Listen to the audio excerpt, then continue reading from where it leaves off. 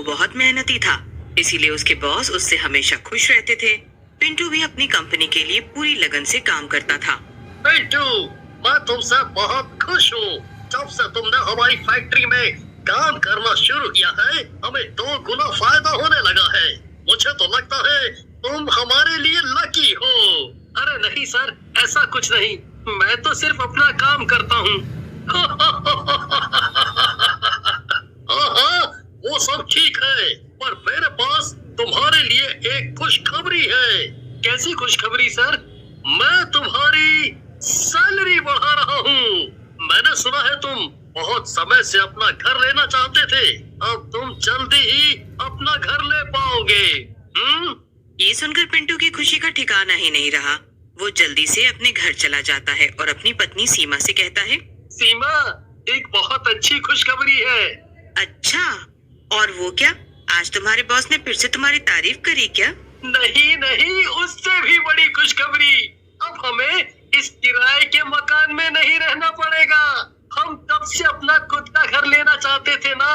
बस कुछ समय और फिर हम अपने खुद के घर में रहेंगे, ना कि किसी किराए के घर में।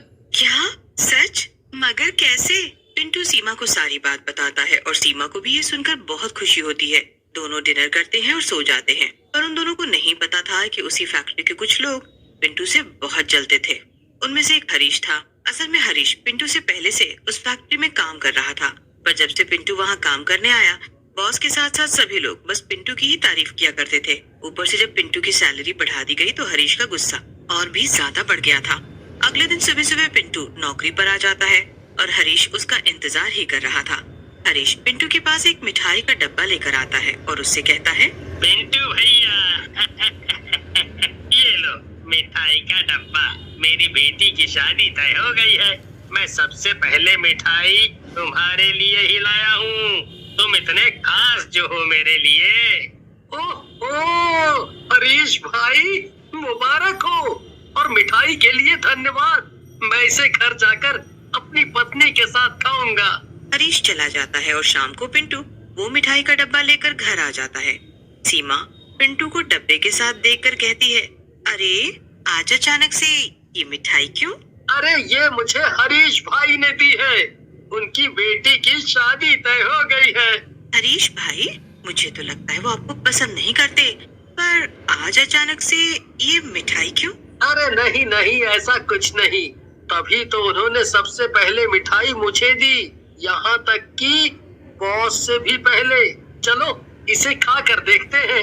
अच्छा, तो फिर ठीक है। सीमा और पिंटू मिठाई खाने ही जा रहे होते हैं कि तभी एक डरावनी आवाज आती है, मिठाई को मत खाना।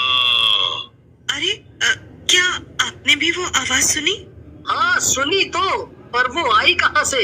लगता है हमारे घर में कोई घुस आया है।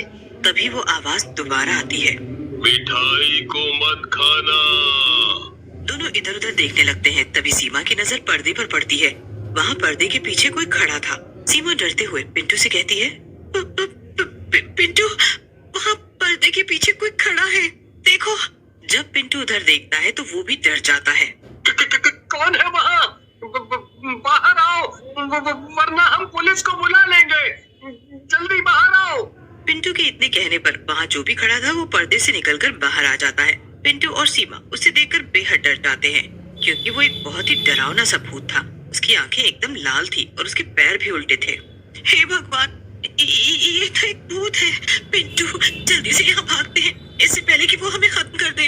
चलो जल्दी भागो। पिंटू और सीमा भागते उससे पहले वो भूत अपनी डरावनी आवाज में कहता है, रुक जाओ तुम दोनों। मैं यहाँ तुम्हें नुकसान पहुँचाने नहीं, बल्कि तुम्हें बचाने आया हूँ। उस मिठाई में जहर है। क्या जहर? इसमें? पर कैसे?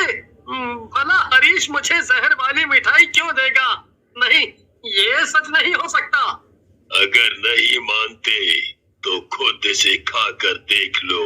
मैं कई सालों से उस चॉकलेट फैक्ट्री में भटक रहा था, क्योंकि मैं भी एक समय पर वहाँ काम किया करता था। पर एक हादसे में मेरी मौत हो गई। मुझे अपने काम से बहुत प्यार था, इसीलिए मैं उस फैक्ट्री में भूत बनकर भटकने लगा। आज सुबह भी मैं वहाँ था जब मैंने हरीश को मिठाई में जहर मिलाते हुए और फिर तुम्हें देते हुए हे भगवान, मुझे तो लगा ही था। मैं यही सोच रही थी कि भला ये हरीश आज अचानक से अच्छा कैसे हो गया। हमेशा तो तुमसे लड़ता रहता था। पिंटू उस भूत से कहता है, पर मुझे एक बात समझ नहीं आ रही कि तुमने भूत होकर मेरी मदद क्यों की। मुझे तो लगा था सब भूत बुरे होते हैं। जब मैं उस फैक्ट्री में काम करता था तब मेरे भी कई दोस्त थे, पर फिर मेरी मौत हो गई। मरने के बाद मैं अक्सर वहाँ अपने दोस्तों को देखकर खुश हो लिया करता था, पर फिर वो सब भी धीमे धीमे कहीं और चले गए और मैं एकदम अकेला हो गया। तुम भी मेरी ही तरह मेहनती हो और तुम्हें अपने काम से प्यार है। मुझे बस तुम्हारे लिए बुरा लगा, इसीलिए मैंने तुम्हारी मदद की। तुम्हारा बहुत बहुत शुक्रिया भूत। और हाँ, आज से हम दोस्त हैं। मैं तुमसे हर रोज फैक्ट्री में मिलूंगा। भूत वहाँ से खुश होकर चला जाता है। सीमा पिंटू से कहती है, अरे ये क्या किया तुमने? भूत को दोस्त बना लिया। तुम भी ना अजीब हो। ये तो बिल्कुल शेर को पालतू जानवर बनाने वाली बात हो गई। पता नहीं कब वो भूत तुम्हें ही मार दे। पिंटू और सीमा खाना खाकर सो जाते हैं। अगले दिन जब पिंटू फैक्ट्री पर जाता है तो उसे जिंदा देखकर हरीश को बहुत गुस्सा आता है। अरे ये क्या? ये पिंटू जिंदा कैसे बच गया मेरी जहर वाली मिठाई से? कोई बात नहीं, एक बार मेरा वार खा ली जा सकता है, पर बार बार नहीं। इसे तो मैं मार के ही दम लूंगा। पर हरीश को नहीं पता था कि भूत उनकी सभी बातें सुन रहा था। भूत हरीश पर नजर रखने लगता है। हरीश जाता है, चुपके से फैक्ट्री में बनने वाली कुछ महंगी चॉकलेट चुराकर पिंटू के बैग में रख देता है। मैं इतने साल से थोड़ी थोड़ी चॉकलेट चोरी करके घर ले जाता था, पर यहाँ पर किसी को पता नहीं चला कि वो चॉकलेट चोर है कौन।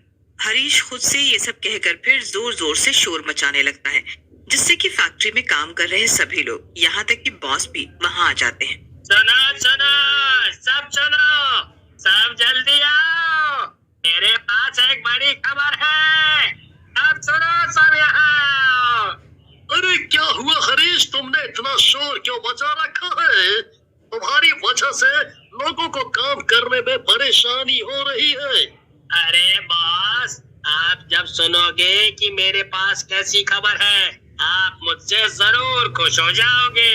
अच्छा, वो क्या? जरा बता भी दो आप। पर अगर तुमने मेरा और बाकी सबका समय बर्बाद किया तो अच्छा नहीं होगा हरीश। अरे बॉस, मैंने पता लगा लिया है। इतने सालों से फैक्ट्री की महंगी चॉकलेट कौन चुरा रहा था। क्या सच में?